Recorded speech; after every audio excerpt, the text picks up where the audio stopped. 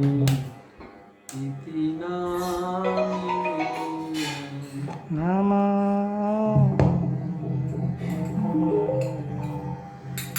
कृष्णाय भूत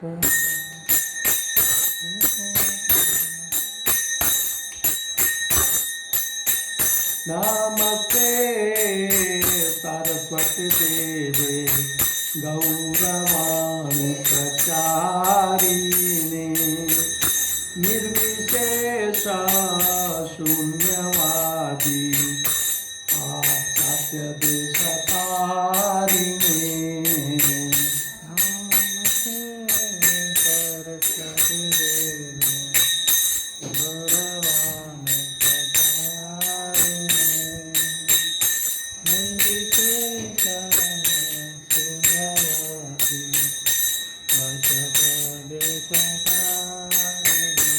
जय श्री कृष्ण चैतन्य प्रभु नित्यानंद श्री अद्वैता गदाधर श्रीवासादि गौरभक्त वृंद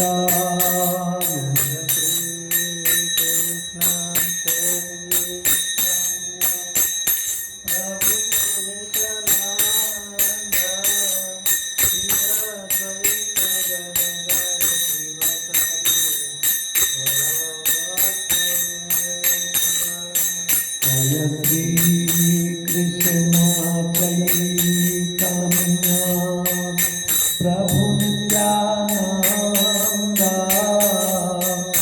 श्री अद्वैत गदाधर श्रीवासादि गौरभक्त वृंद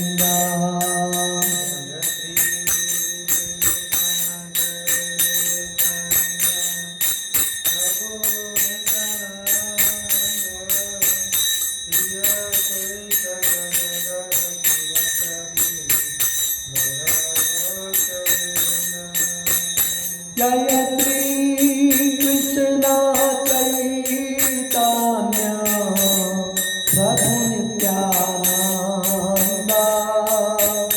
श्री अद्वैत गदाधर श्रीवासादि गौरभक्त वृंद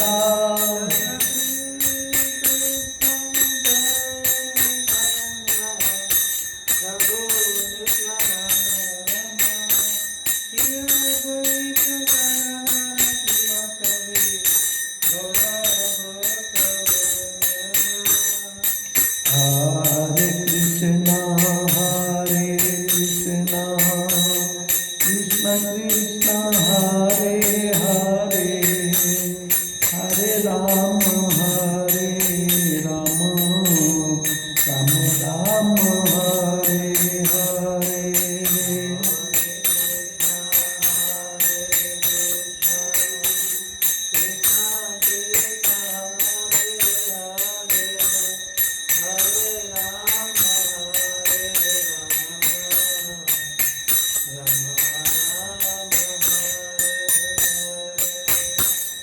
हरे Krishna Krishna Krishna Hare Hare Hare Ram Ram Ram Hare Hare Hare Krishna Krishna Krishna Hare Hare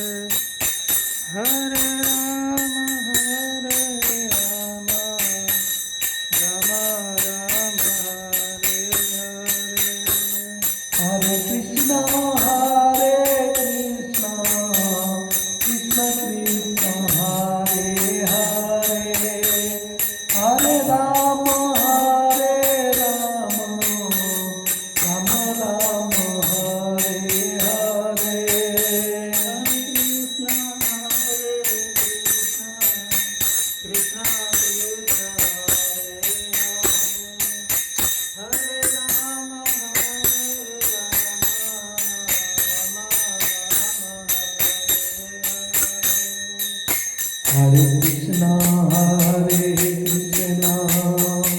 Krishna Krishna Hare Hare Hare Rama Hare Rama Rama Rama Hare Hare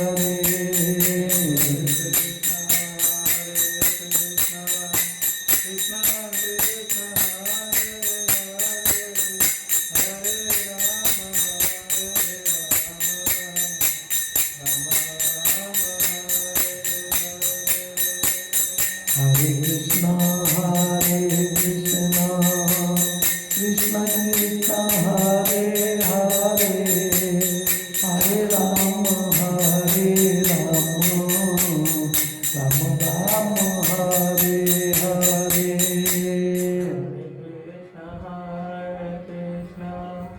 Krishna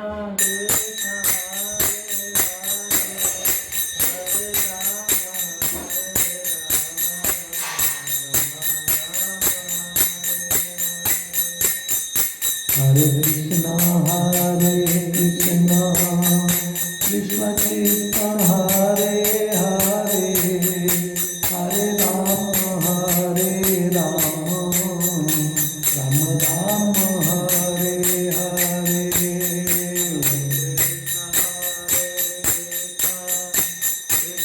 Hare Krishna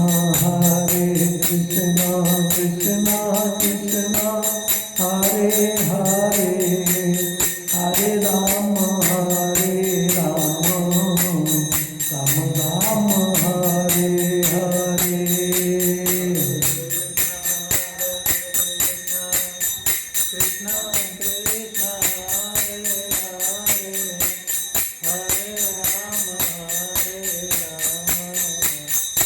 Hare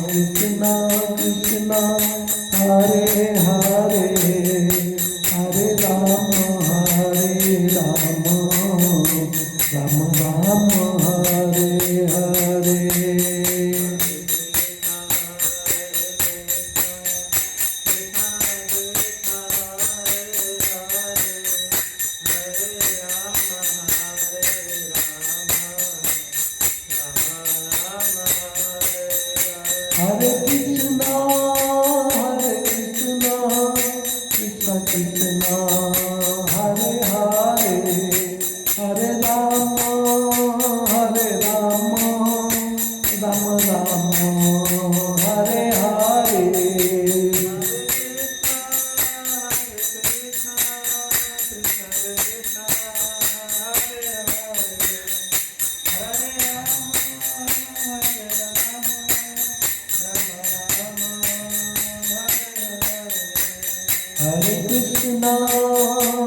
Krishna Krishna Krishna Hare Hare Hare Rama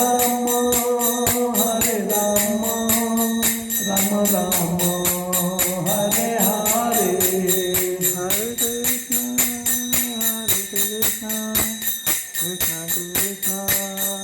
Hare Hare Hare Rama Rama Rama Hare Krishna Krishna Krishna Hare Hare Hare Rama Rama Rama Hare Hare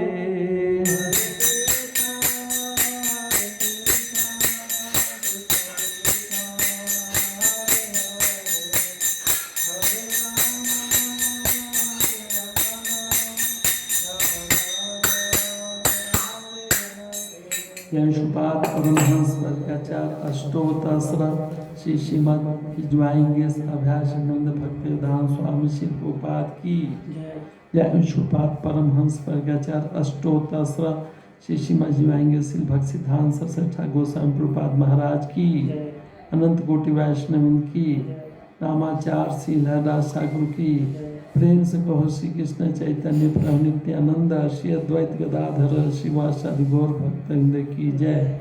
Shri Shri Radha Krishna Gopinath Shyam कुंड राधा कुंड गिरि गोवर्धन की जय। बजविंदा मथुरा धाम की जय। श्री श्री नवदीप मायापुर धाम की जय। पुरुष जगन्नाथपुरी धाम की जय। गंगा माई की जय। जमुना माई की जय। भगदेव की जय। तुलसी महारानी की जय। समेत गौर भक्तवृंद की जय। निताई गौर प्रेम हरि हरि बोल। All glories unto same beauty. All glories unto same beauty. All glories unto same beauty. All glories Shri Guru and Shri Gauranga Om Shri Prabhupada की जय।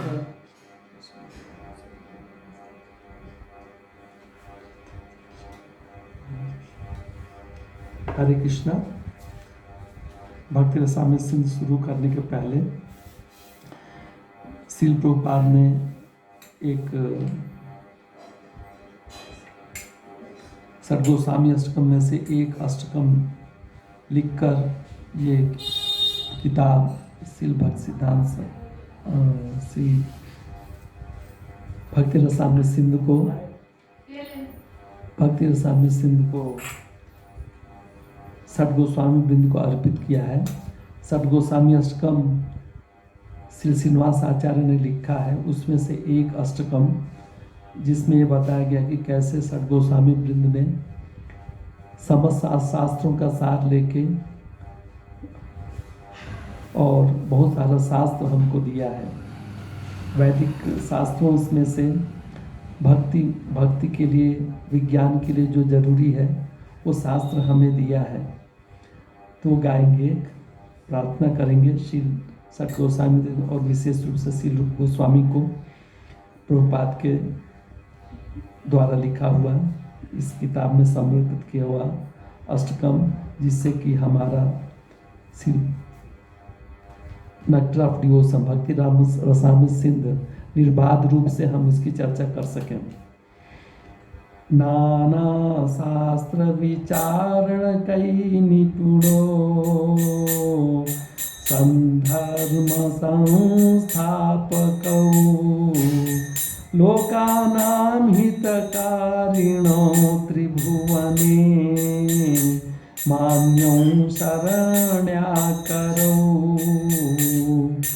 राधा कृष्ण पदारविंद भजना वंदे नमस्तालिकौ वंदे रूप सनातनौ रघुयुगो श्रीजीव गोपालकौ वंदे रूप सनातनौ रघुयुगो श्रीजीव गोपालकौ। अम्बा श्री गोपाल द्वारा श्री गोपाल की जय। मैं सनातन गोस्वामी, श्री रूप गोस्वामी, श्री रघुनाथ भट्ट गोस्वामी, श्री रघुनाथ दास गोस्वामी, श्री जीव गोस्वामी तथा गोपाल भट्ट गोस्वामी, इन छहों गोस्वामी को नमस्कार करता हूँ, जो समस्त मानवों के लाभार्थ सनातन धर्म की स्थापना करने के उद्देश्य से समस्त शास्त्रों का आलोचनात्मक अध्ययन करने में परम निपुण हैं। इस तरह वे तीनों लोकों में समादरित हैं और शरण लेने के योग्य हैं, क्योंकि वे गोपी भाव में निमग्न रहकर राधा कृष्ण की दिव्य प्रेमा भक्ति में लगे रहते हैं। तो ये श्रील प्रभुपाद द्वारा श्रील गोस्वामी को प्रार्थना किया गया है और ये भक्ति रसामृत सिंध किताब को उन्होंने समर्पित किया है। ओम अज्ञानतिम्रान्धस्य ज्ञानाञ्जनशलाकया चक्षुर्मिलितं येन तस्मै श्रीगुरुवे नमः। श्रीचैतन्यमनोभीष्टं स्थापितं येन भूतले स्वयं रूप कदा मह्यं ददाति स्वपदान्तिकम्। वन्देऽहं श्रीगुरो श्रीगुरून् वैष्णवांश्च श्रीरूपं सागरजातं सरघुनाथान्वितं तं सजीवं साद्वैतं सावधूतं परिजनसहितं कृष्णचैतन्यदेवं श्री राधाकृष्णपादान् सगणललिता श्रीविशाखान्वितांश्च। नमो महावन्दनाय कृष्ण प्रदाते कृष्णाय कृष्णचैतन्य नाम्ने गौरसे नमः। जय श्री कृष्ण चैतन्य प्रभु नित्यानंद श्री अद्वैत गदाधर शिवासादि गौर भक्त वृंदा। हरे कृष्णा कृष्णा कृष्णा हरे हरे, हरे राम राम राम हरे हरे। वाञ्छाकल्पतरुभ्यश्च कृपा सिन्धुभ्येव च पतितानां पावनेभ्यो वैष्णवेभ्यो नमो नमः। नमः ओं विष्णुपादाय कृष्णप्रेष्ठाय भूतले श्रीमते भक्तिवेदांत स्वामिनिति नामिने। नमस्ते सारस्वते देवे गौरवाणी प्रचारिणे निर्विशेष शून्यवादी पाश्चात्य देश तारिणे। श्रीमते राधे गोस्वामी नमस्ते। हरे कृष्णा। भक्ति रसामृत जी के दूसरे सेशन में आपका स्वागत है। और हमने पिछली बार आमुख में चर्चा किया था, इसको प्रीफेस कहते हैं हिंदी में, कि पहली बात तो प्रभुपाद जी ने जो ये भक्ति रसामृत सिंध है, इसको नेक्टर ऑफ डिवोशन पूरा एग्जैक्टली ट्रांसलेशन नहीं करके इसका संक्षिप्त विवरण दिया है हमें, संक्षिप्त अध्ययन, समरी स्टडी। क्योंकि ये पुस्तक बहुत बृहद है, उसमें 2129 श्लोक हैं। और प्रभुपाद जी हमें सबको समझाना चाहते थे भक्ति रसामृत सिंध बहुत कठिन है, इस पे बहुत सारी टीकाएं लिखी गई हैं। दुर्गम संगीमनी श्री जीव गोस्वामी जी ने लिखा है, उसके अलावा और आचार्यों ने भी लिखा है। भानु महाराज ने भी श्री जीव गोस्वामी और श्री विश्वनाथ चक्रवर्ती ठाकुर के कमेंट्री के द्वारा ये किताब लिखा है। तो इसीलिए हमको समझाने के लिए अच्छी ढंग से हम समझ सकें, तो प्रभुपाद जी ने इसका समरी स्टडी, संक्षिप्त अध्ययन एक किताब लिखा, जिसका नाम दिया नेक्टर ऑफ डिवोशन। और इसको भक्ति रसामृत सिंध, इसका संस्कृत नाम है भक्ति के रस का सागर, जिसका मतलब है भक्ति रसामृत, भक्ति रूपी रस के अमृत का सागर। और nectar of devotion Prabhupada ji ने इसको टाइटल दिया क्योंकि उसका पूरा बड़ा ट्रांसलेशन इंग्लिश में थोड़ा सूटेबल नहीं रहता है। तो समरी स्टडी हमको देख के प्रभुपाद जी ने कहा कि ये संपूर्ण भक्ति के संपूर्ण विज्ञान है, कंप्लीट साइंस ऑफ भक्ति योगा। भक्ति योग का ये संपूर्ण विज्ञान है। इससे हम वैज्ञानिक रीति से हम जान सकते हैं कि भक्ति कैसे करना है। देखिए, खाली लॉजिक रहता है जहाँ पे लॉजिशियन, वो बहुत शुष्क रहता है, ड्राई रहता है, उसमें भावना नहीं रहती है। और जहाँ भावना सेंटिमेंट रहता है वहाँ लॉजिक नहीं रहता है। तो दोनों अलग अलग, दोनों ही हमें सही दिशा में नहीं लेके जाते हैं।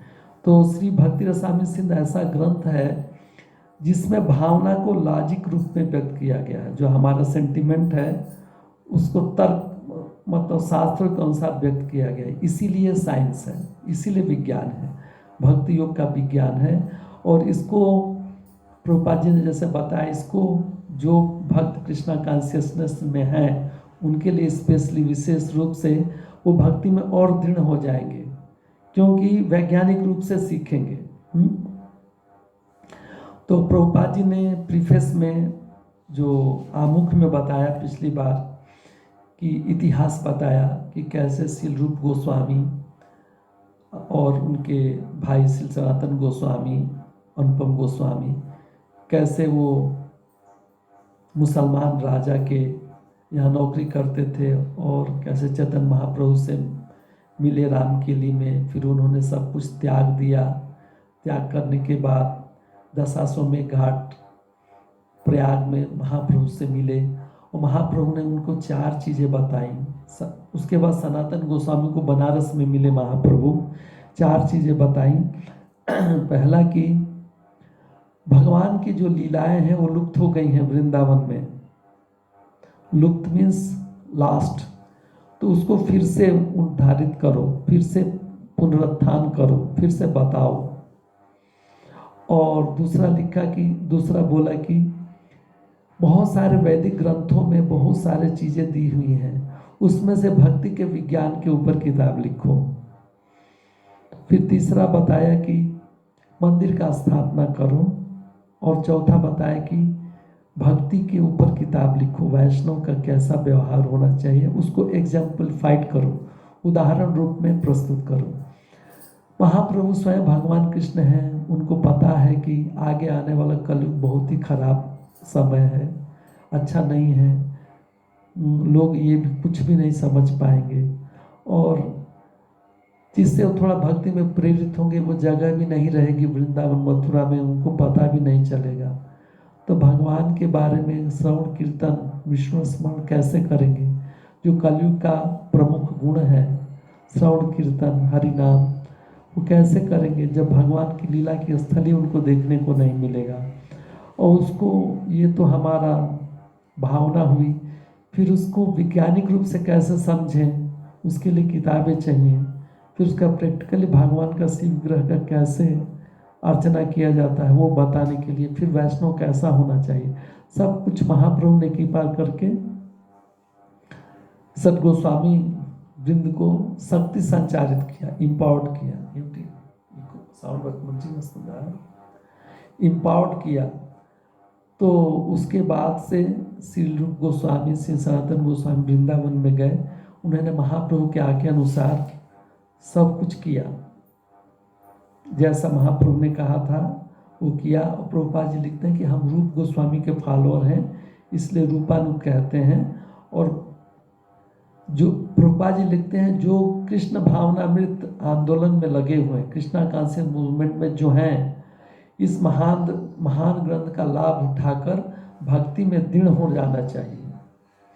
इस तरह से पहले इतिहास बताया, फिर जो सब्जेक्ट मैटर है, विषय वस्तु, वो क्या है, वो रस क्या है, जो रस मेलो बोलते हैं अंग्रेजी में, वो क्या है वो बताया। प्रभुपाद जी ने बताया कि संसार में कोई भी आदमी बिना सेवा के रह नहीं सकता है।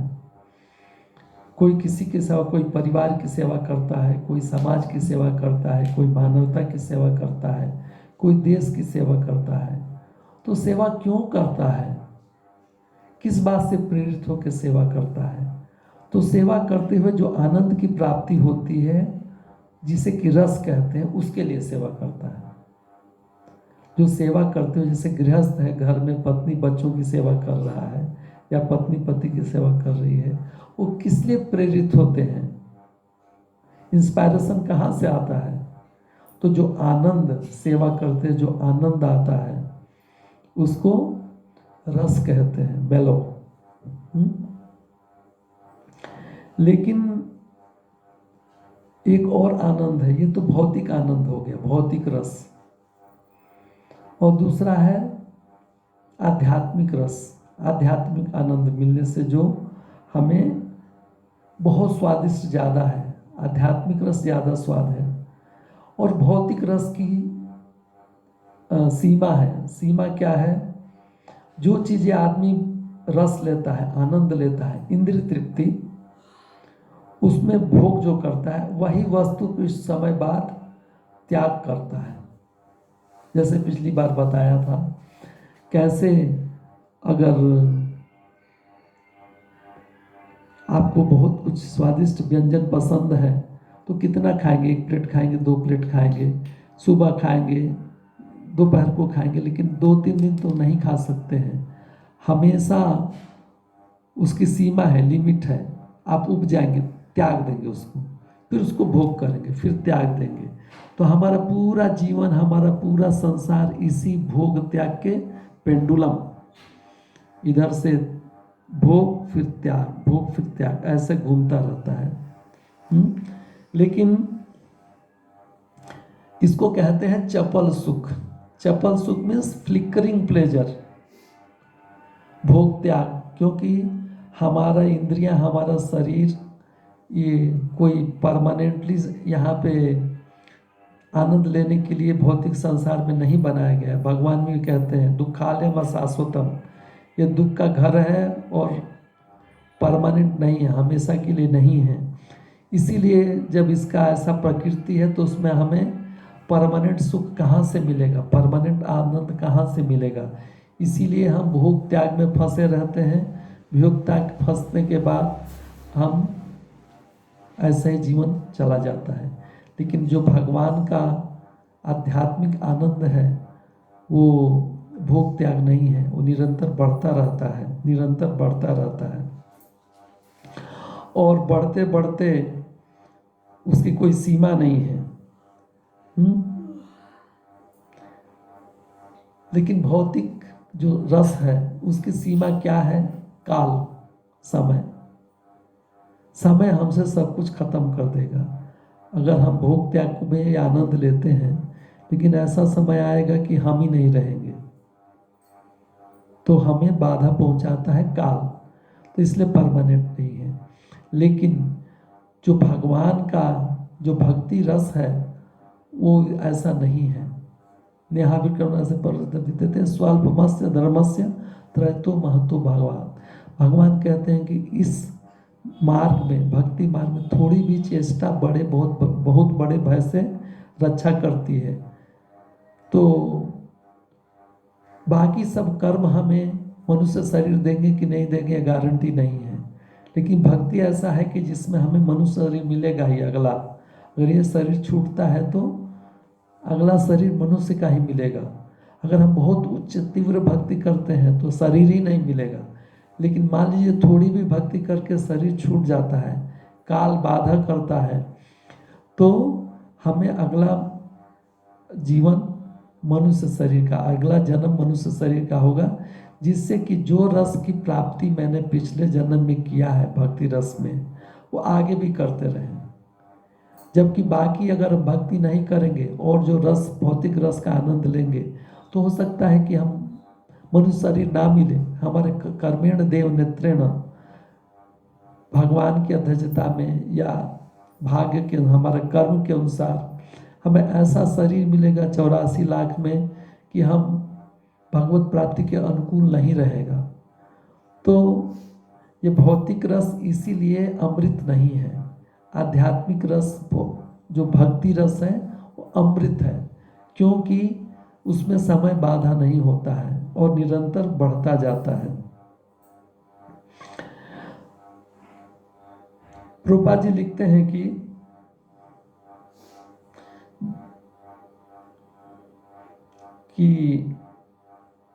यदि हमारा शरीर इस समय कृष्ण भावनामृत के कार्यों में लगा है तो कम से कम इसकी गारंटी तो है कि अगले जीवन में हमें मनुष्य का शरीर प्राप्त हो सकेगा। कृष्ण भावनामृत में लगा हुआ व्यक्ति भक्ति योगों के मार्ग का पूरा न कर पाने पर भी मानव समाज के उन उच्च वर्गों में जन्म लेता है जिससे वह स्वतः कृष्ण भावना भावित में प्रगति कर सके। अतएव कृष्ण भावनामृत में सारे प्रामाणिक कार्य अमृत अर्थात अस्थाई हैं। भक्ति रसामृत सिंधु का यही विषय है, ये सब्जेक्ट मैटर है। भक्ति रस में नित्य तल्लीनता को भक्ति रसामृत सिंधु का गंभीर अध्ययन करके समझा जा सकता है। कैसे हम ज़्यादा इमर्स हो जाए भक्ति रस में, इसको समझने के लिए बहुत सीरियसली पढ़ना है ये पुस्तक को। भक्ति रस या कृष्ण भावनामृत ग्रहण करने से चिंता मुक्त शुभ जीवन प्राप्त होता है। मीन्स ऑल ऑस्पिशियस, चिंता मुक्त शुभ जीवन प्राप्त होगा और दिव्य जीवन का वर मिलेगा। मीन्स स्पिरिचुअल लाइफ का बेनेडिक्शन रहेगा, जिससे मुक्ति का महत्व घट जाएगा। जो लिबरेशन है वो तुच्छ हो जाएगा।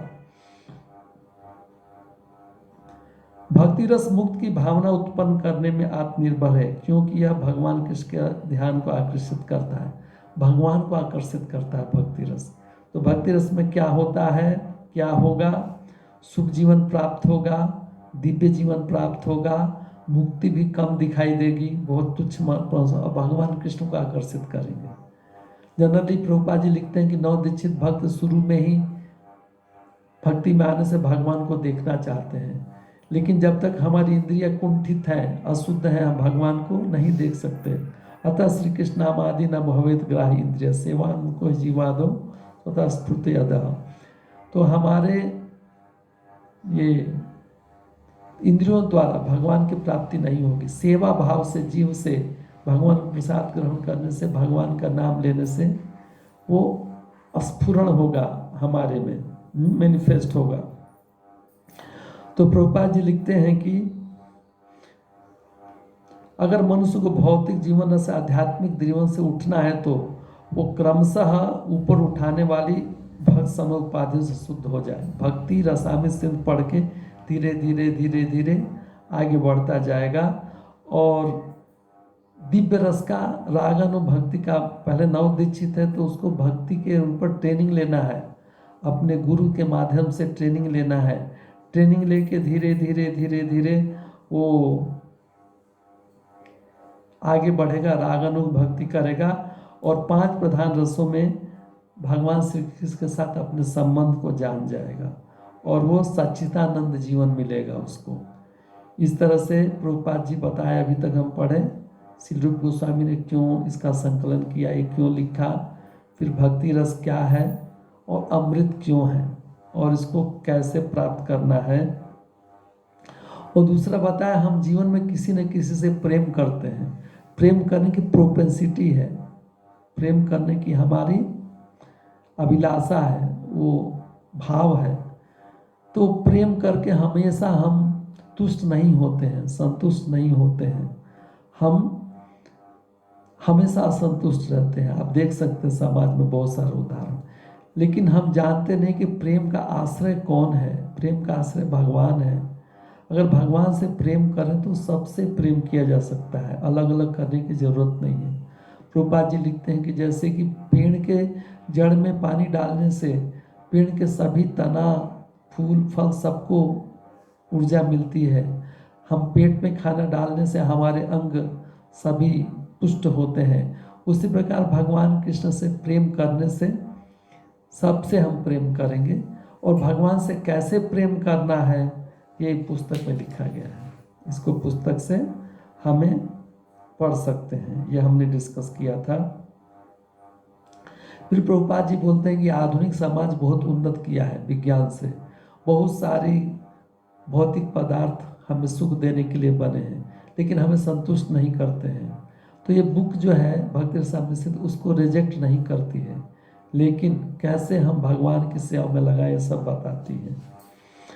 इस तरह से प्रभुपाद जी ने ये आमुख प्रीफेस में कहा है। उसके बाद आता है भूमिका, इंट्रोडक्शन, जिसका आज हम चर्चा करेंगे। प्रभुपाद जी ने पहले मंगलाचरण जो शील रूप गोस्वामी की, हम दोनों देखिए जो भक्ति रसामृत सिंधु किताब है, ये प्रभुपाद जी ने समरी स्टडी लिखा, ये भी पढ़ेंगे। और जो मूल श्लोक है श्री भक्ति रसामृत सिंधु का, वो भी देखेंगे। तो पहले शील रूप गोस्वामी जी ने मंगलाचरण किया है। मंगलाचरण में क्या होता है, इष्ट प्रार्थना, अपने इष्ट की प्रार्थना, विषय वस्तु क्या है, और उसको फिर आशीर्वाद, बेनेडिक्शन, 3 होता है। सब्जेक्ट मैटर, प्रेयर्स, आप इष्ट अपने भगवान का प्रेयर, सब्जेक्ट मैटर, और बेनेडिक्शन जिसको अंग्रेजी में कहते हैं। तो पहला श्लोक लिखते हैं, अखिल रसामृत मूर्ति प्रसुमल रुचि रुद्ध तारका पालिही कलित श्यामा ललितो राधा प्रेयान विधुरा जयति। प्रभुपाद जी लिखते हैं, श्री रूप गोस्वामी के मंगलाचरण में अपना भी प्रभुपाद जी जोड़ते हैं। भगवान कृष्ण परम पुरुष समस्त कारणों के कारण तथा समस्त रसों के आगार हैं। अखिल रसामृत मूर्ति, सभी रसों के आगार हैं। वे परम आकर्षक हैं और उन्होंने अपने विराट तथा दिव्य आकर्षक स्वरूप के द्वारा तारका, पालिका, श्यामा, ललिता तथा अंततः श्रीमती राधा रानी जैसी गोपियों को मोहित कर लिया है। वे प्रभु हम पर कृपा करें, जिससे कृष्ण कृपा विग्रह श्री श्रीमद भक्त सिद्धांत प्रभुपाद जी ऐड किए हैं। श्री रूप गोस्वामी लिखते हैं कि हमारे ऊपर कृपा करें। ऐसा भक्तिसिद्धांत सरस्वती गोस्वामी प्रभुपाद द्वारा प्रेरित होकर भक्ति रसामृत सिंधु लिखने के इस कार्य को संबंध कर मुझे कोई बाधा उपस्थित ना हो। श्री रूप गोस्वामी ने भी प्रार्थना किया भगवान से, और प्रभुपाद जी ने भगवान से प्रार्थना करते हुए अपने गुरु महाराज श्री भक्तिसिद्धांत सरस्वती ठाकुर से प्रार्थना किया है। अखिल रसामृत मूर्ति, सभी रसों की मूर्ति है भगवान। वो रस क्या है? 5 हम जानते हैं। कौन सा? शांत रस, दास्य रस, साख्य रस, वात्सल्य रस, माधुर्य रस। इसको शांत रस मीन्स न्यूट्रलिटी बोलते हैं, न्यूट्रल। जैसे भगवान महान है, भगवान पालन करता है, कुछ सेवा नहीं है। फिर दास्य रस, दास में भगवान महान है जानते हैं और अपने को उनका दास समझ के भगवान को मालिक समझते हैं और सेवा करते हैं, दास्य रस। साख्य रस में सेवा करते हैं, साथ साथ में उनसे मित्रता का व्यवहार करते हैं, सेम प्लेटफॉर्म पर रहते हैं। तो देखिए दास में शांत का भाव मिला हुआ है, हाँ, और साख्य में दास से शांत दोनों का भाव मिला हुआ है। फिर उसके बाद आता है वात्सल्य रस। वात्सल्य मीन्स पेरेंटहुड बोलते हैं। सख्य मीन्स फ्रेंडशिप, और वात्सल्य मीन्स पेरेंटहुड। जैसे वात्सल्य रस से पूरित होके, मतलब भगवान को अपने बच्चे जैसा समझें, उनकी सेवा करें, तो उसमें सब कुछ है। सख्य भाव है, शांत भाव है, दास्य भाव है, सख्य भाव है। फिर इसके बाद माधुर्य रस मीन्स कंजुगल लव, जिसको अंग्रेजी में बोलते हैं, उसमें भी सारा भाव है। शांत भाव, दास्य भाव, सख्य भाव, वात्सल्य भाव और माधुर्य भाव उसमें प्राथमिकता में है। ये तो 4 रस हो गए मुख्य रस। गौण रस उसके अलावा है, आप सुने होंगे। वो रस है हास्य रस। भगवान के व्यवहार में देखेंगे हास्य रस। आप लोग अभी तक ये सब रस आध्यात्मिक चीज़ों में आप नहीं सुने होंगे। खाली जो भरत मुनि का नाटक या कुचिपुड़ी नहीं तो कथकली, वो दिखाते हैं चेहरा से। भरतनाट्यम, कुचिपुड़ी, कथकली में देखे होंगे कैसे हा हा हा हा हा ऐसा हंसते हैं, हास्य रस दिखाते हैं। फिर ऐसा अद्भुत रस दिखाते हैं, फिर वीर रस ऐसा दिखाते हैं, है ना। तो उसमें है हास्य रस, है करुण रस, दीनता, अरे करुण इस दया, दया का भाव देख के। फिर इसके बाद आता है भयानक रस, बहुत भयानक, डर जाना जैसा नहीं। भयानक रस, भयानक होता है, विभत्स मीन्स घृणा वाला होता है, भयानक रस। फिर वीर रस, चैरिटरी बोलते हैं। देखिए हास्य मीन्स कॉमेडी, करुण मीन्स कंपेशन, दया, भयानक मीन्स फियरफुल, और वीर मीन्स चैरिटरी, और रौद्र मीन्स क्रोध वाला, घास्टिलनेस बोलते हैं, क्रोध। फिर आता है अद्भुत रस, वंडर, ऐसा दिखाते हैं, आप देखे होंगे भरतनाट्यम में। फिर विभत्स रस, डिवास्टेशन, घृणा से ऐसा, जैसे वो ये कवित्व में बहुत है ये सब रस, लेकिन ये सारा भगवान में है, इसीलिए सब जगह है। जैसे घृणा रस का, जैसे उसका आंख निकल गया, जीभ बाहर हो गया, ऐसा आदमी घृणा कर लेगा, ऐसा घृणा। तो भगवान अखिल रसामृत मूर्ति है। अखिल रसामृत मूर्ति मीन्स, अखिल मीन्स सब रसों का पर्सनिफाइड है। ये सारे रस आपको भगवान की लीला में मिलेंगे। ये आगे 4 भाग हैं, 4 जो किनारे हैं, जो भक्ति रसामृत सिंध के, जो सागर के 4 जो किनारे हैं, शोर, वो चारों शोर में अभी हम तो ईस्टर्न पार्ट ही डिस्कस करेंगे। तो उसमें सभी रसों का भगवान से साथ कैसे वो है, वो दिखाया गया है, श्रील रूप गोस्वामी ने बताया है। वो दीजिए ना, श्रीमद् भागवतम करेंगे, श्रीमद् भागवतम हिंदी में है ना, श्रीमद् भागवतम।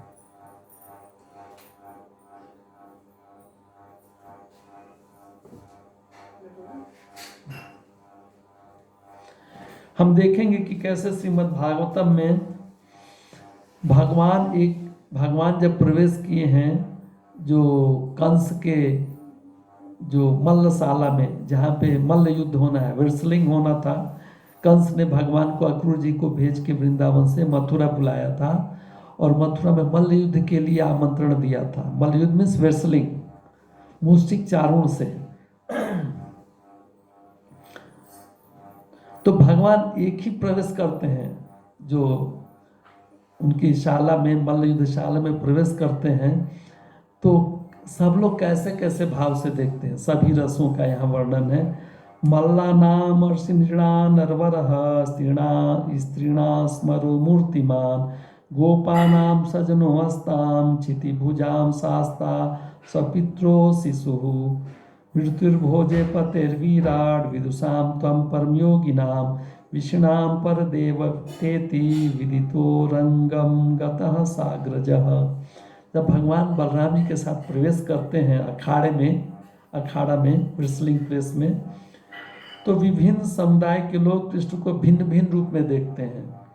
जो पहलवान है, रेसलर है, कृष्ण को वज्र के समान कठोर देखते हैं, थंडर बोल्ट जैसा वज्र के समान कठोर देखते हैं जो रेसलर है, पहलवान है। मथुरावासी को श्रेष्ठ पुरुष के रूप में देखते हैं। स्त्रियों को साक्षात कामदेव दिखते हैं और ग्वालों को अपने संबंधी जैसा दिखते हैं, हमारा ही आदमी है, रिलेटिव जैसा दिखते हैं। और दुष्ट शासक वर्ग है, एडमिनिस्ट्रेटर जो हैं, उनको दंड देने वाला दिखते हैं और उनको माता पिता को बच्चे मतलब वात्सल्य भाव में दिखते हैं, छोटे बच्चे के रूप में दिखते हैं। भोजराज कृष्ण को मृत्यु के रूप में देखते हैं, भय, ये भी रस है। देखिए, मूर्खों को भगवान विराट रूप में दिख रहे हैं और योगियों को परम ब्रह्म के रूप में दिख रहे हैं और विष्णु वंश के विष्णुओं को परम आराध्य देव के रूप में दिख रहे हैं। तो इस तरह से भगवान अखिल रसामृत मूर्ति हैं। ये भगवान कौन है? वृंदावनवासी भगवान है, सारा रस उनमें है। तो इस तरह से प्रार्थना करने के बाद दूसरा श्लोक उन्होंने प्रार्थना किया मंगलाचरण में चैतन्य महाप्रभु के लिए। हृदयस्य प्रेरणया प्रतितोऽहं वराकरूपोऽपि तस्मै हरे पदकमलं वंदे चैतन्य देवस्य। भगवान चैतन्य देव जो हरि भगवान है के रूप में चैतन्य देव हैं, जिनकी प्रेरणा से मैं पुस्तक की रचना कर रहा हूँ, भक्ति रसामृत सिंध का। मैं बहुत नीच हूँ, अपने को बहुत हम्बल दिखा रहे हैं रूप गोस्वामी। तो ये भक्ति रसामृत सिंध जिनकी प्रेरणा से मैं उनको नमस्कार किया है चैतन्य महाप्रभु को, उनकी कृपा से। प्रभुपाद जी लिखते हैं, मैं शील रूप गोस्वामी प्रभुपाद, क्योंकि रूप गोस्वामी को प्रणाम कर रहे हैं, शील भक्ति सिद्धांत सरस्वती गोस्वामी प्रभुपाद के चरणों में सादर नमस्कार करता हूँ, जिनकी प्रेरणा से मैं भक्ति रसामृत सिंध का सार संकलन के कार्य में प्रवृत्त हुआ हूँ। एसेंस ऑफ भक्ति रसामृत सिंध लिखने के लिए मैं जा रहा हूँ। शील रूप गोस्वामी क्या लिखते हैं? मैं चैतन्य महाप्रभु के चरण कमलों का आश्रय लेता हूँ, जिनकी प्रेरणा से मैं बहुत नीच हूँ, फिर भी किताब लिख रहा हूँ। और शील प्रभुपाद क्या लिखते हैं? मैं शील रूप गोस्वामी और शील भक्ति सिद्धांत सरस्वती ठाकुर अपने गुरु महाराज की प्रेरणा से ये सार लिखने जा रहा हूँ। यह ग्रंथ आज से 500 वर्ष पूर्व पश्चिम बंगाल कृष्ण भावनामृत आंदोलन का प्रसारण कर प्रकट हुए चैतन्य महाप्रभु द्वारा प्रतिपादित परम भक्ति का विज्ञान है, ऐसा इंफॉर्मेशन देते प्रभुपाद जी। ये दूसरा श्लोक हो गया। तो पहला श्लोक में प्रार्थना भी है, विषय वस्तु भी है कि भगवान ही ये पुस्तक के विषय हैं। और चैतन्य महाप्रभु को शील रूप गोस्वामी ने, जो कि भगवान श्री कृष्ण स्वयं है चैतन्य महाप्रभु, उनको जिनकी प्रेरणा से ये पुस्तक लिख रहे हैं, उनको प्रार्थना किया है। और शील प्रभुपाद जी ने उनको प्रार्थना करते हुए शील भक्ति सिद्धांत सरस्वती ठाकुर महाराज को और शील रूप गोस्वामी को प्रणाम किया है। तीसरा श्लोक है, विश्राम मंदिर त्यातस्य सनातन रोमदर्शस्य भक्ति रसाम सिंधुर्भवती सदायम प्रमोदाय। फिर श्री रूप गोस्वामी अपने सनातन गोस्वामी अग्रज बड़े भाई को गुरु मानते थे। वो लिखते हैं कि, और प्रभुपाद जी क्या लिखते हैं, श्री रूप गोस्वामी इस ग्रंथ का शुभारंभ अपने अग्रज एवं गुरु श्री सनातन गोस्वामी को सादर नमस्कार करते हुए करते हैं और यह प्रार्थना करते हैं कि यह भक्ति रसामृत उन्हें अत्यंत रोचक लगे, मीन्स बहुत उनको आनंद मिले। ऐसा प्रार्थना करते हैं कि सनातन गोस्वामी से बड़े हैं, दोनों के गुरु जो हैं चैतन्य महाप्रभु हैं, लेकिन उनके बड़े तो गुरु भाव उनमें है, तो उनको बहुत अच्छा लगे। वे आगे प्रार्थना करते हैं कि रसामृत सिंध में निवास करते हुए सनातन गोस्वामी राधा कृष्ण की सेवा में सदैव दिव्य आनंद महसूस करें। विश्राम मंदिर त्याग, ये वर्ड बहुत दिव्य आनंद तस्य सनातन तरो महस्य भक्तराम सिद्ध भावतु सदायम प्रमोदाय, उनको आनंद दे और राधा कृष्ण के सेवा में हमेशा आनंद का अनुभव करें। ऐसा प्रार्थना करने के बाद ये 3 श्लोक हो गया है। फिर चौथा श्लोक है भक्ति रसामित सिंधो चरत परिभूत काला जाभियः भक्त मकरान अशीलित मुक्ति नदिकान नमस्सामि।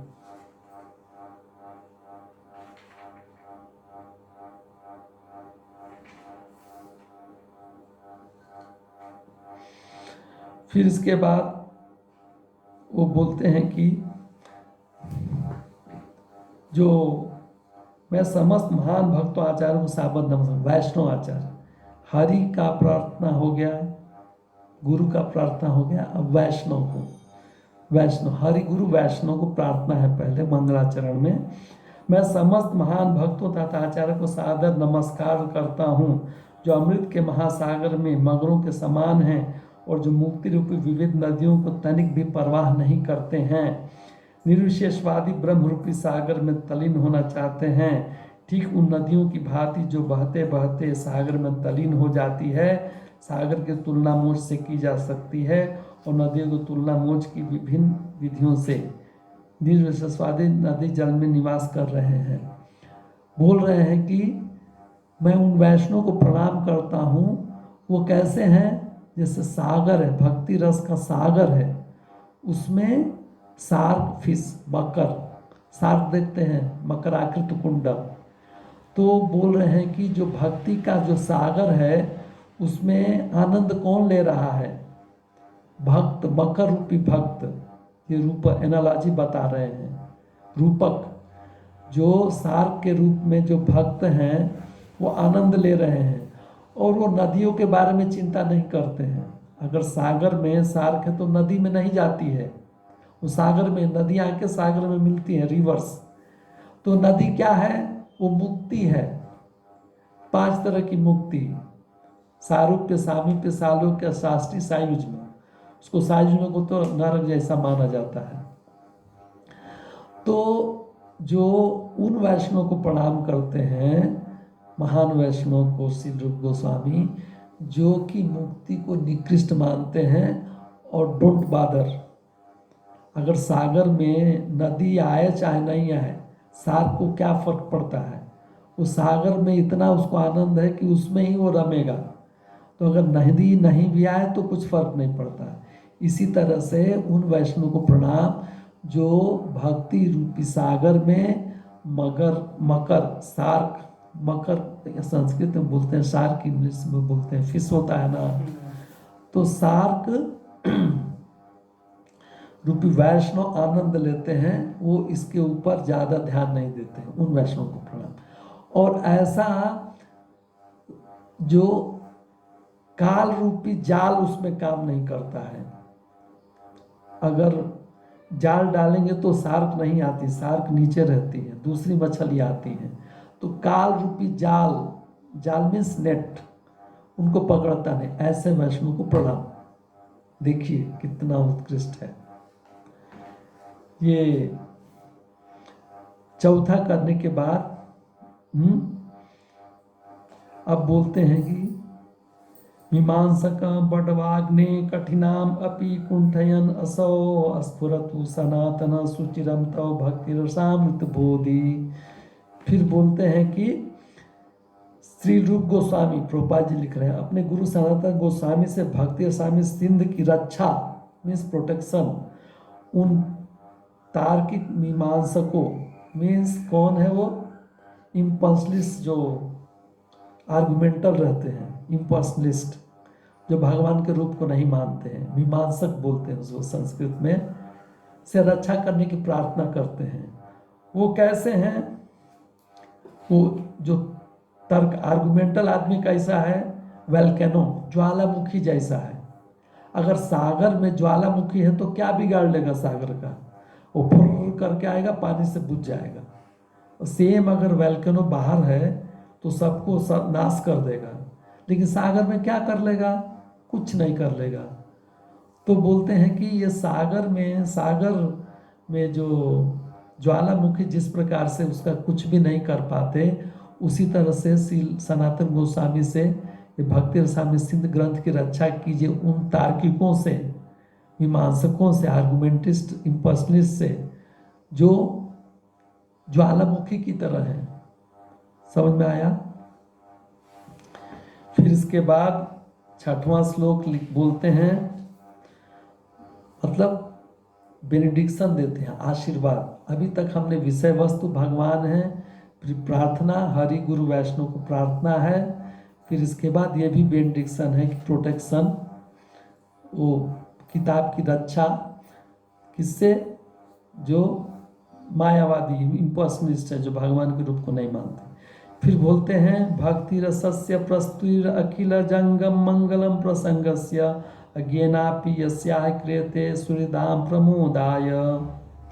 भक्ति रस्य प्रस्तुतिर अखिल जंग मंगल प्रसंग, सबका कल्याण करेगा और प्रमोदित करेगा। और मैं तो अज्ञ हूँ, अपने को दीनता दिखा रहे रूप गोस्वामी, ये पढ़ने से सबका कल्याण होगा, उनको आनंद प्राप्त होगी। रीडर को बोल रहे हैं, मैं तो अल्पज्ञ हूँ। प्रभुपाद जी लिखते हैं कि भक्ति रसामृत सिंध के रचयिता शील रूप गोस्वामी नम्रता पूर्वक हम्बली निवेदन करते हैं कि वे कृष्ण भावनामृत को सारे संसार में फैलाने का प्रयास कर रहे हैं। यद्यपि वे विनोद भाव से सोचते हैं इस कार्य के लिए अनुपयुक्त है, ही इज नॉट कैपेबल, ऐसा सोचते हैं अपना ह्यूमिलिटी की वजह से। कृष्ण भावनामृत आंदोलन के समस्त प्रभुपाद जी लिखते हैं कि जो भी प्रीचिंग करता है उसको पफडअप नहीं होना चाहिए, अहंकार नहीं होना चाहिए, बल्कि श्री रूप गोस्वामी के इसी मनोवृत्ति का, ऐसा ही माइंडसेट का फॉलो करना चाहिए।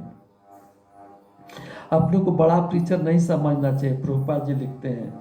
अपनी तो मानना चाहिए कि जो एंसेस्टर पहले के हमारे आचार्य हैं, उनकी सेवा में हम समाज के लाभ के लिए कुछ कर रहे हैं।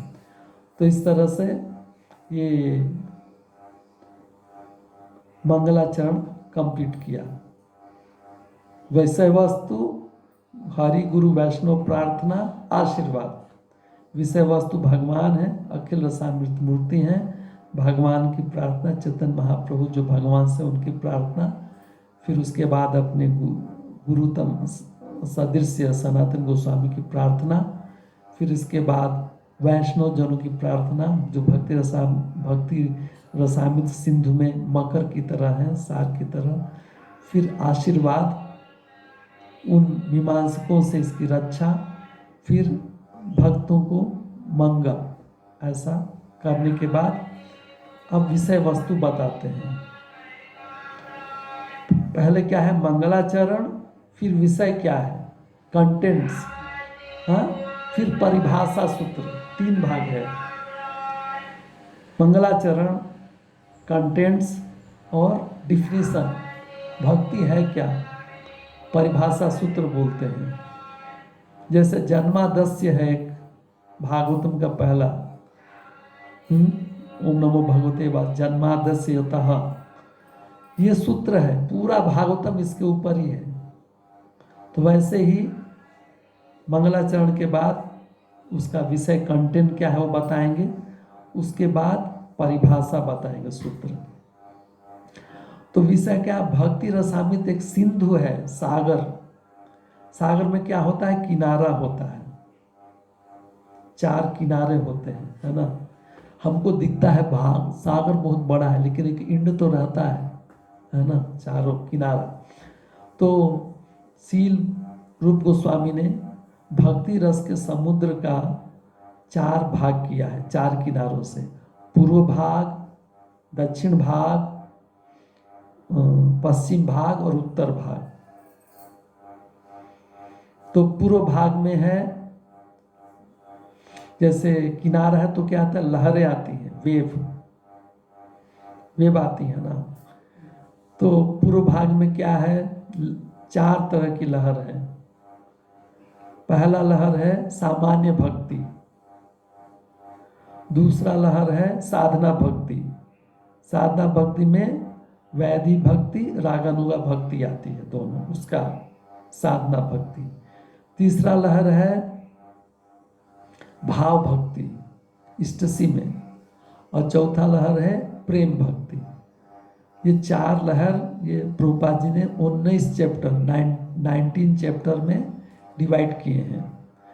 तो हम सामान्य भक्ति अभी इंट्रोडक्शन और फर्स्ट चैप्टर में पढ़ेंगे। फर्स्ट चैप्टर का नाम है शुद्ध भक्ति के लक्षण, characteristic of pure devotional service. तो अभी जो हम सामान्य भक्ति पढ़ेंगे, इसमें थोड़ा इंट्रोडक्शन में ही और पहला चैप्टर में परिभाषा सूत्र इसमें है। इस तरह से हम 19 चैप्टर ही पढ़ेंगे, क्योंकि उसके आगे दक्षिण भाग, पश्चिम भाग, उत्तर भाग, वो बहुत उच्च अवस्था में जानना चाहिए। उसके लिए हमें भक्ति में बहुत परिपक्व होना चाहिए, मैच्योर, बहुत शुद्धता की जरूरत है, नहीं तो हम समझ नहीं पाएंगे। तो ये है तो उसका कंटेंट। अभी समझ में आ गया मंगलाचरण और कंटेंट।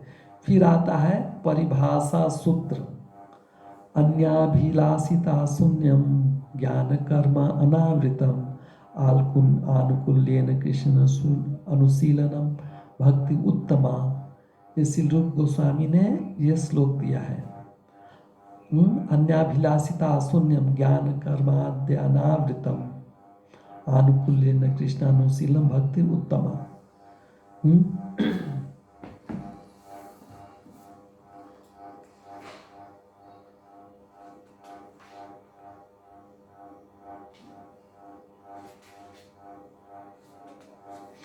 इसका एग्जैक्ट ट्रांसलेशन है, प्रथम श्रेणी की भक्ति विकसित होती है जब मनुष्य को समस्त भौतिक इच्छाओं, अद्वैत दर्शन से प्राप्त ज्ञान तथा सकाम कर्म में रहित हो जाना चाहिए। भक्त को कृष्ण की इच्छा अनुसार अनुकूल भाव से उनकी निरंतर सेवा करनी चाहिए। अब इसको एक एक हम डिस्कस करेंगे। यहाँ लाइए कैमरा।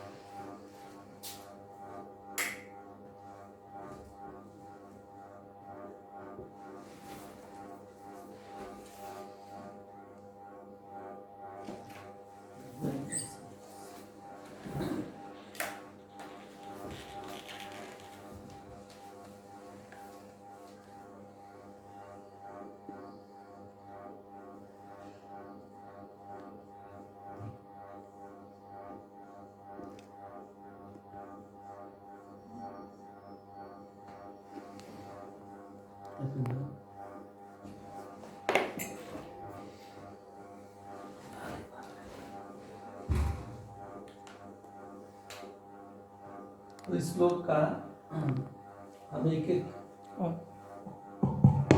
श्लोक का एक एक इससे समझेंगे। पहले तो शीलनम क्या है।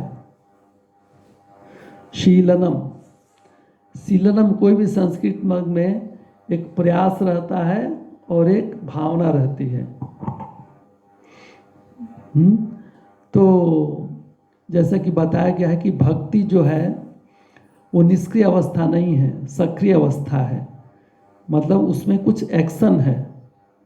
तो एक्शन क्या है? वो प्रयास है, शीलनम, और उसमें एक भावना रहना है।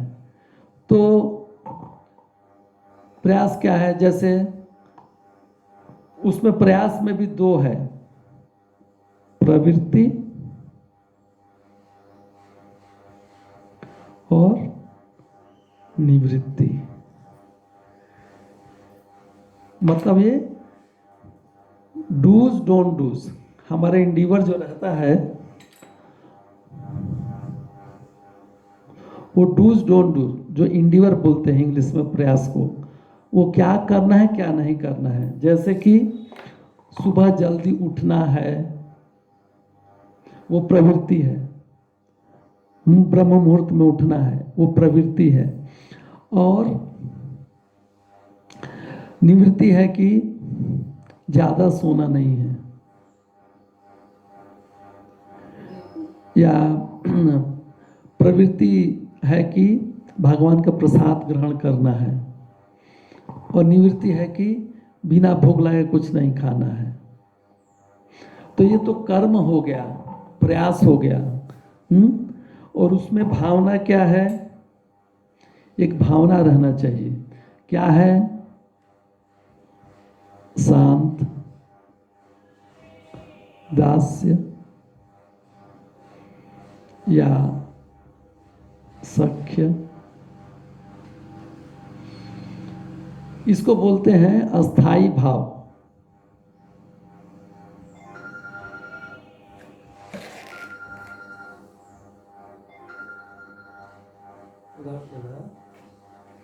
ये हमारे में अभी हम तो साख्य वात्सल्य रस जो है ये तो बात की बात है। हम तो शांत या दासानुदास हैं, तो यही भाव हमारे में है। अस्थाई भाव कहते हैं इसको, कि भगवान का मैं दास हूं। तो जो भी प्रयास है वो ये भाव से रहना चाहिए।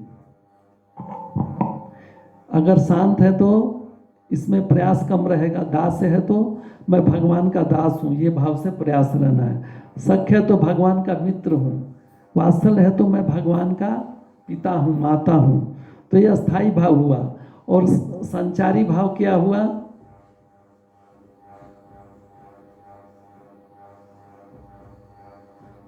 इसका संचारी भाव हुआ दीनता, करुणा आदि। मतलब अस्थाई भाव मीन्स हमारा ऐसा सेंटिमेंट परमानेंटली रहता है, और संचारी भाव मीन्स आता जाता है। जैसे आप भगवान के प्रयास क्या है आपका? प्रवृत्ति, भगवान के लिए फूल लाए। किस लिए लाए? मैं भगवान का सेवक हूँ, यह अस्थाई भाव है। मैं भगवान का सेवक हूँ, ये सेंटिमेंट है, भावना है। और प्रयास क्या है? फ्लावर लाना है, तो फूल लाए, प्रयास है। और संचारी भाव क्या है? भगवान को देके दीनता, भगवान ये तो आपका ही है, मैं कहाँ से लाऊंगा, मैं तो क्षुद्र जीव हूँ, एक आपका दिया हूँ, आपको अर्पित। ये सब कुछ भगवान का है, मैं तो उसमें से ही आपको दे रहा हूँ। जैसे गंगा जल, गंगा जी का जल से गंगा को ही जल देते हैं, वैसे ही। तो ये क्या है? दीनता है, दीनता है। और जैसे करुणा का समझिए, यशोदा माता का एग्जाम्पल ले लीजिए। यशोदा माता भगवान कृष्ण को दूध पिला रही हैं, स्तनपान करा रही हैं, ब्रेस्ट फीडिंग। तो उनमें क्या भाव है? प्रयास क्या है? वात्सल्य रस का प्रयास है ना, अस्थाई भाव कि मेरा पुत्र है। और ऐसा हाथ करती करुणा से, करुणा, करुणा संचारी भाव है। हाँ, तो ऐसे ही जैसे दामोदर लीला में उनका अस्थाई भाव क्या है? वात्सल्य है, मेरा बेटा है। लेकिन संचारी भाव क्या है? क्रोध, मैं ठीक कर दूंगी, वो आता जाता रहेगा, है ना। तो अभी समझ में आ गया। तो प्रयास और भावना से सीलन है। अगर ये नहीं रहेगा तो कोई यूज नहीं। अगर सब लोग सुबह उठते हैं, आप जाएंगे रोड पे 4 बजे तो बहुत लोग उठे रहते हैं, लेकिन सभी भक्ति करते हैं क्या? सीलन। ये उठना ही काफी नहीं है, इसके आगे अनु प्रत्यय लगा है, अनुशीलनम, अनु, इसको मिटा दो। इधर लिख दो।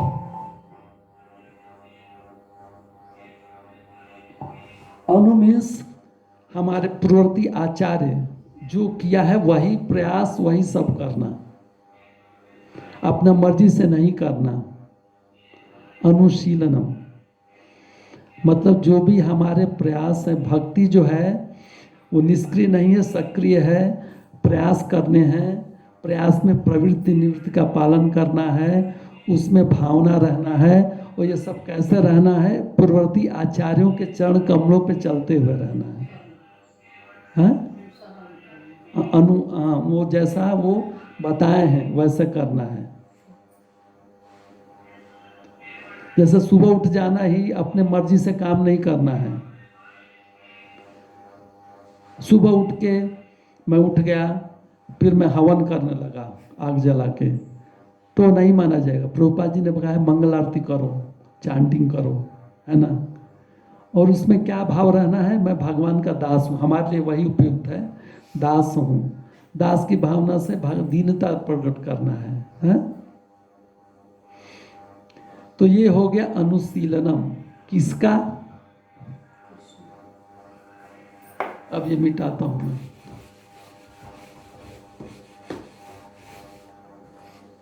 कृष्णानुशीलनम,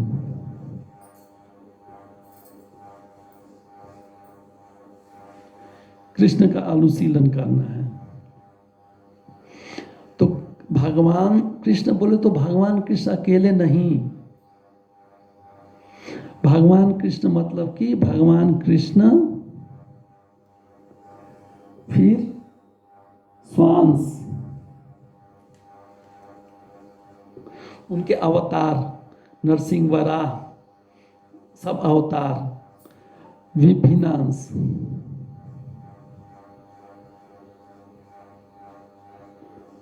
जैसे जीव जिसमें विशेष रूप से भगवान के भक्त, और पैराफिनिलिया उनकी सामग्री, हाँ, शक्ति बोलते हैं पैराफिनिलिया, उसके साथ माना जाएगा, डायरेक्ट कृष्ण को नहीं। कृष्ण भी हैं, उनका नाम रूप गुण लीला, उनके परिकर, उनके श्वास सब कुछ आता है। जैसे प्रभुपाद जी लिखे हैं कुरुक्षेत्र जैसा है। कुरुक्षेत्र एक बैटलफील्ड है, युद्ध स्थल है, लेकिन कुरुक्षेत्र को क्यों भक्त लोग पसंद करते हैं, क्यों गुणगान करते हैं? क्योंकि भगवान से जुड़ा हुआ है। नहीं तो किसी भी युद्ध क्षेत्र का वर्ण नहीं करते हैं, अटैचमेंट नहीं। प्लासी युद्ध, हल्दी घाटी, उनको कुछ अटैचमेंट नहीं रहता है, क्योंकि भगवान से जुड़ा हुआ है, इसलिए उससे अटैचमेंट है।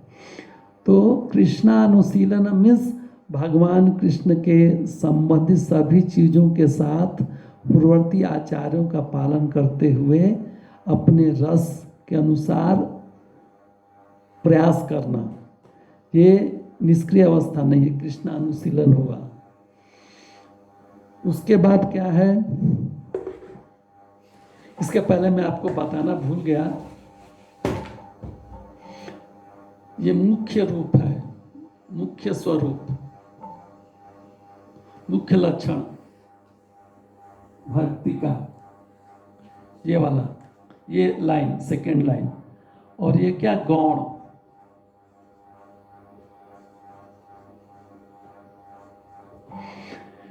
इसको मुख्य लक्षण बोलते हैं। मुख्य लक्षण मीन्स प्राइमरी कैरेक्टरिस्टिक है, ये सेकेंड लाइन, और ये सेकेंडरी कैरेक्टरिस्टिक है।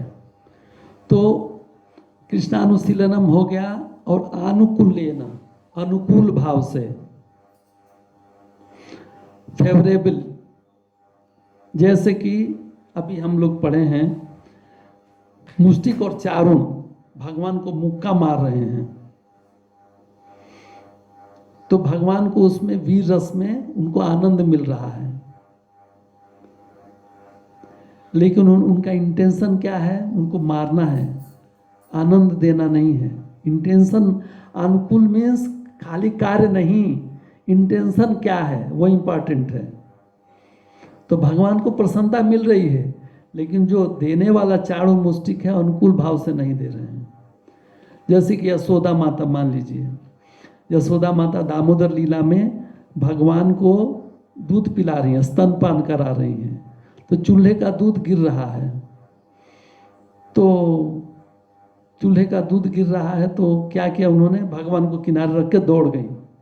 तो भगवान को क्रोध आया, लेकिन वो भक्ति है कि नहीं है, क्योंकि इंटेंशन उनका क्या है, टू सर्व कृष्णा, वो दूध भगवान के लिए है ना। तो इसीलिए क्या है, वो भक्ति है, अनुकूल है।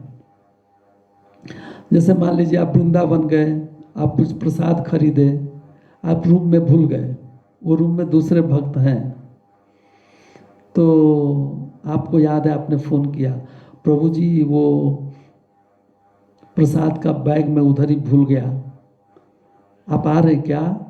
वो बोले नहीं नहीं मैं 1 वीक रहूँगा, फिर उधर से बद्रीनाथ जाऊँगा। अच्छा अच्छा, प्रभु जी आप ले लीजिए, कृपया आप लीजिए। एक ये भाव। दूसरा, आप प्रसाद लिए हैं, उधर रख गए, ट्रेन में आ गए, फिर फ़ोन किए, प्रभु जी आप उधर ही हैं रूम में, मैं आपके लिए प्रसाद लाया था लेकिन मैं भूल गया आपको देना, प्लीज़ टेक एक्सेप्ट, लीजिए। तो दोनों में प्रयास एक है, लेकिन भावना अलग है। पहला वाला में आप उनको, आपका भावना उनको देने की नहीं थी लेकिन मजबूरी में दे दिया, और दूसरे भाव में आप उनके लिए भावना थी। तो इसीलिए अनुकूल चीज़ को बहुत ध्यान से देखना है। जैसे प्रभुपाद जी लिखे हैं, कंस हमेशा क्या को याद करेगा, नारद मुनि भी बोले हैं, उनको बड़ाई किए हैं बहुत, कंस ने बहुत हमेशा याद करते थे। उनको पत्नियों को देखता था तो कृष्ण बलराम समझता था कि आ गए, वो खाना में भी कृष्ण बलराम दिखते थे, हमेशा याद करता था, लेकिन अनुकूल भाव से नहीं था। तो अनुकूल मीन्स फेवरेबली भगवान कृष्ण को, उसको भक्ति कहते हैं। तो अनुकूल भाव से कृष्ण अनुशीलनम समझ गए आप लोग, उसको उत्तमा भक्ति कहते हैं। लेकिन और क्या होना चाहिए उसमें, अनुकूल भाव से कृष्ण भगवान का अनुशीलनम को उत्तमा भक्ति कहते हैं। ये तो मुख्य लक्षण हो गए।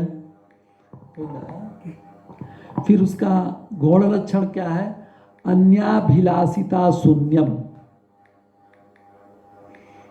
अभिलाषा में इता, इता का प्रत्यय लगा हुआ है, मतलब कि भगवान की सेवा के अलावा और कोई इच्छा नहीं रहना। अभिलाषा शून्यम नहीं है, बिना अभिलाषा के तो आदमी पत्थर है। अभिलाषा है, लेकिन भगवान की अनुशीलनम का अभिलाषा। इता अभिलाषिता मीन्स ऐसा भी रहे कि किसको माना जाएगा किसको नहीं माना जाएगा, वो देखिए। जैसे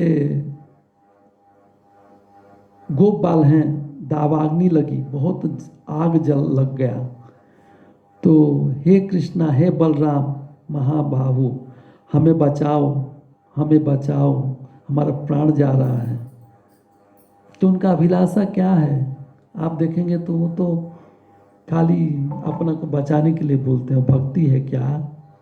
लेकिन वो अपने को क्यों बचाना चाहते हैं कि भगवान किसके साथ खेलेंगे अगर हम नहीं रहेंगे, तो उनको आनंद कौन देगा खेलने का, किसके साथ गाय चराएंगे। तो अभिलाषिता, अभिलाषा नहीं, अभिलाषा है लेकिन भगवान से जुड़ी हुई, या अपने बारे में ही हमें बचाइए, अपना एग्जिस्टेंस, अगर हम रहेंगे तभी तो भक्ति करेंगे। जैसे द्रौपदी जी ने हाथ उठाया जब कंस दुशासन उनका साड़ी खींचने लगा और नग्न करने का प्रयास किया, तो उन्होंने क्या किया, भगवान कृष्ण को याद किया। भगवान कृष्ण आके तुरंत साड़ी रूप, वसन रूप वैश्याम, साड़ी के रूप में हो गए। तो क्या है उसमें, उसमें भगवान की भक्ति में नहीं आता है, अपना एग्जिस्टेंस के लिए, किस लिए? कि मैं भगवान की सेवा करूं, उसके लिए प्रार्थना, इंद्रिय तृप्ति के लिए नहीं, या भगवान की सेवा की इच्छा, वो अभिलाषिता है, वो शून्यम। भगवान की सेवा अनुशीलन के अलावा दूसरी इच्छा का त्याग कर देना है। और वो कैसा होना चाहिए? ज्ञान कर्मादि, ज्ञान कर्मादि अनावृतम, ज्ञान कर्मादि अनावृतम मीन्स अनकवर्ड। मिश्र भक्ति नहीं करना है, ज्ञान कर्म से वो रहित रहना है। ज्ञान कर्म मतलब कि भगवान से संबंधित ज्ञान नहीं, ऐसा कि नेति नेति ये संसार अनित्य है, और ये सब कुछ निर्वाण शून्य है, ऐसा ज्ञान किस काम का? ये ज्ञान अज्ञान है। और कर्मादि, कर्म मतलब फ्रूट एक्टिविटी, ऐसा कर्म करना जिससे कि हमें इंद्रिय तृप्ति की वस्तुएं मिले, इंद्रिय तृप्ति ज़्यादा, हमें कर्म कांड करना, यह स्वर्ग जाऊंगा, दान, यह आदि मीन्स दान तप सब है। जैसे प्राचीन वरिष्ठ, आप भागवतम में पढ़ेंगे तो वो कर्मकांड, यज्ञ करना है, सुख के लिए यज्ञ करते थे, भगवान से कोई मतलब नहीं है। तो जो भी प्रयास है कृष्ण अनुशीलनम नहीं है तो बेकार है। या तप, रावण ने भी तप किया, हिरण्यकश्यप ने भी तप किया, कितना तप किया, लेकिन वो कृष्णानुशीलनम नहीं है। ऐसे ही दान अगर भगवान से संबंधित नहीं है तो यूजलेस है। अनावृतम, शून्यम नहीं कहा है, अनावृतम कहा है कि ये सब भक्ति में भी आएगा। भगवान के बारे में ज्ञान प्राप्त कर सकते हैं, भगवान की संतुष्टि के लिए दान दे सकते हैं, तपस्या कर, जैसे एकादशी की तपस्या भगवान से जुड़ा हुआ है, इसलिए अनावृतम रखा है। खांटी ज्ञान कर्म भगवान से रहित नहीं मानना है, तो उसको उत्तम भक्ति कहते हैं, जो भगवान के अनुकूल भाव से सेवा करे और दूसरा अभिलाषा न रखे, और ज्ञान कर्म अनावृत, ज्ञान कर्म से मुक्त है। तो ये हुआ परिभाषा सूत्र।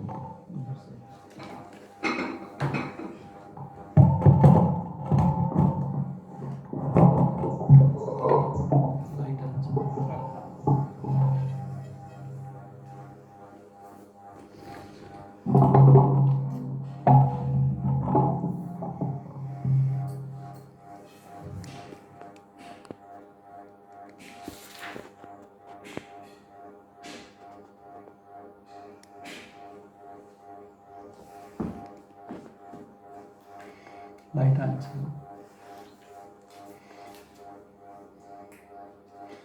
फिर श्री रूप गोस्वामी जो भी श्लोक बोलते हैं उसको सब्स्टिएंट करते हैं शास्त्र के अनुसार, शास्त्र के अनुसार उसको कि इसके जहाँ से लिया गया है उसको बताते हैं। रेफरेंस सब्स्टेंटिएट बोलते हैं, सब्स्टेंटिएट बोलते हैं। तो उन्होंने नारद पांचरात्र से लिया है एक श्लोक। वो क्या श्लोक है? सेम श्लोक है, देखिए। सर्वोपाधि विनिर्मुक्तम तत्परत्वेन निर्मलम ऋषिकेण ऋषिकेश सेवनम भक्तिरुच्यते। भक्ति का अर्थ है समस्त इंद्रियों के स्वामी पूर्ण पुरुषोत्तम भगवान की सेवा में अपनी सारी इंद्रियों को लगाना। ऋषिकेण मीन्स इंद्रियों के द्वारा, सभी शुद्ध इंद्रियों के द्वारा। ऋषिकेण, ऋषिकेश मीन्स इंद्रियों के स्वामी भगवान कृष्ण। तो भक्ति का अर्थ है समस्त इंद्रियों के स्वामी पूर्ण पुरुषोत्तम भगवान की सेवा में अपनी सारी इंद्रियों को लगाना। तब आत्मा भगवान की सेवा करता है तो उसके दो गौण प्रभाव होते हैं, सेकेंडरी इफेक्ट होते हैं। क्या होता है? मनुष्य सारी भौतिक उपाधियों से मुक्त हो जाता है, मेटेरियल डिजिग्नेशन से फ्री हो जाता है, और भगवान की सेवा में लगे रहने मात्र से उसकी इंद्रियां शुद्ध हो जाती हैं। तो यहाँ पे श्लोक में सर्वोपाधि विनिर्मुक्ता means free from all designation, worldly designation का इक्वलेंट है अन्याभिलाषता शून्य। फिर ऋषिकेण ऋषिकेश सेवनम, इंद्रियों के द्वारा इंद्रियों के स्वामी की सेवा करना किसके बराबर है? कृष्णानुशीलनम। समझ में आया? फिर निर्मलत्व मीन्स ज्ञान कर्म अनावृतम, निर्मलत्वम निर्मल हो जाना। फिर ततः परत्वेन अनुकूलेन मतलब फेवरेबली। तो ये नारद पांचरात्र से उन्होंने दिया है, श्री रूप गोस्वामी ने ये श्लोक अपना श्लोक को बताने के लिए। फिर उसके आगे श्रीमद् भागवतम से भी बताया है श्लोक। तो इस तरह से आप देखेंगे कि श्री रूप गोस्वामी भक्ति रसायन सिंध में जो भक्ति योग का विज्ञान, साइंस ऑफ भक्ति योग देते हैं, तो वो किस आधार पे दे रहे हैं? सभी वैदिक शास्त्रों से उसका सार कैसे उन्होंने लिया है और भक्ति को रखा है वो बताया है पूरे बुक में। श्लोक बताते हैं, फिर उसका कैसे सब्सटेंटिएट किए, किस लिए उन्होंने ये लिया। इस तरह से ये विज्ञान है। तो ये लॉजिकल भी है और सेंटिमेंटल भी है। हाँ, मतलब लॉजिकल भी है, उपयुक्त है और उसमें भावना भी है। तो इस तरह से हम देखेंगे कि श्री रूप गोस्वामी ने ये पुस्तक को भक्तों के लिए जो भक्ति में दृढ़ हो जाएंगे और उनको कोई डुला नहीं पाएगा भक्ति से, लेकिन उसके लिए क्या करना है कि हम मतलब मिश्र भक्ति नहीं करना है। मिश्र भक्ति नहीं करना है, जो ऐसा बोला है वैसा ही करना है। आप सोचेंगे कि ये सब होने में भगवान में आकर्षण क्यों नहीं होता है हम लोगों को? हमको भगवान में आकर्षण नहीं होता है क्यों? क्योंकि हम ऐसा चाहते नहीं। भगवान ने भगवद गीता में कहा है, यथा मां प्रपद्ये ताम तथा भजामि हम। जो जिस भावना से मैं रहता मैं भी वैसे रेसिप्रोकेट करता हूँ, मैं भी वैसे ही उससे आदान प्रदान करता हूँ जिस भाव से आए। तो अगर हम भगवान को भूलने के लिए खाली दिखावा के लिए भक्ति करेंगे तो भगवान दिखावे के लिए हमको नहीं मिलेंगे। तो अगर हमारी भावना शुद्ध होती जाती है, जो भक्ति के अंग हैं करने से, और जो आचार्यों ने हमारे और शिल्पोपाल ने दिया है, अगर उसको हम करेंगे तो उसका रिजल्ट भी अकॉर्डिंगली आएगा। लेकिन हम लूजली करेंगे तो लूजली रिजल्ट आएगा।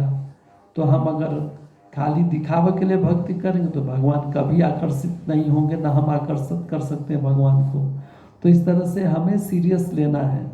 तो आज हमने डिस्कस किया है, प्रीफेस आमुख का थोड़ा रिव्यू किया। फिर इसके बाद मंगलाचरण में विषय वस्तु भगवान कृष्ण हैं, उनके अखिल रसामृत मूर्ति हैं। फिर हरि गुरु वैष्णव का प्रार्थना, फिर आशीर्वाद भक्तों का वो देखा। फिर जो कंटेंट है बुक में क्या क्या है, वो ईस्टर्न जोन, जो ईस्ट डिवीजन है, पूर्व विभाग, उसको देखा। पश्चिम विभाग में जो हमारा सब्जेक्ट नहीं है, हमारे कोर्स में नहीं है, पश्चिम विभाग में है ओवरव्यू ऑफ रसा, जिसको बोलते हैं ओवर सिंहावलोकन, रसों का सिंहावलोकन, ओवरव्यू ऑफ रसा। फिर दक्षिण विभाग में है। और पश्चिम विभाग में है कि प्राइमरी रसा, मुख्य रस क्या क्या है भगवान के साथ संबंध, मुख्य रस, वो पश्चिम विभाग में है। और उत्तर विभाग में है गौड़ रस, सेकेंडरी मेलो, वो है। तो हम पहला जो भक्ति के बारे में है ईस्ट विभाग, पूर्व विभाग ही पढ़ेंगे, जिसमें 4 चीज़ें हैं: सामान्य भक्ति, साधना भक्ति, रागानुभव भक्ति, प्रेमा भक्ति। और फिर इसके बाद हमने डिस्कस किया परिभाषा सूत्र, जो डिफिनीशन क्या है भक्ति का, वो आपने देख लिया अभी। अब इसके बाद अगर ये सामान्य भक्ति में भी आएगा परिभाषा सूत्र। फिर अगला चैप्टर, फर्स्ट चैप्टर है पार्ट 1 का, characteristic of pure devotional service, शुद्ध भक्ति के लक्षण, वो अगले हफ्ते देखेंगे। कृपया आपके पास अगर भक्ति रसायन सिंध किताब है प्रभुपाद जी का, इंग्लिश में है या हिंदी में है, तो कृपया पढ़िए इसको पढ़िए और तो आपको अच्छी तरह समझ में आएगा। अगले हफ्ते से पहले आप पढ़ लीजिए पहला चैप्टर, तो अच्छी तरह समझ में आएगा। कुछ प्रश्न आपका है तो कृपया पूछिए, लिख के पूछ सकते हैं इसको। अगर आपको लेक्चर के बीच में ही ऐसा कुछ लगे कि कुछ आपको डाउट है तो पूछिए, उसका उत्तर दिया जाएगा, नहीं तो बाद में पूछिए, अगले हफ्ते बताएंगे। बहुत बहुत धन्यवाद। हरे कृष्णा।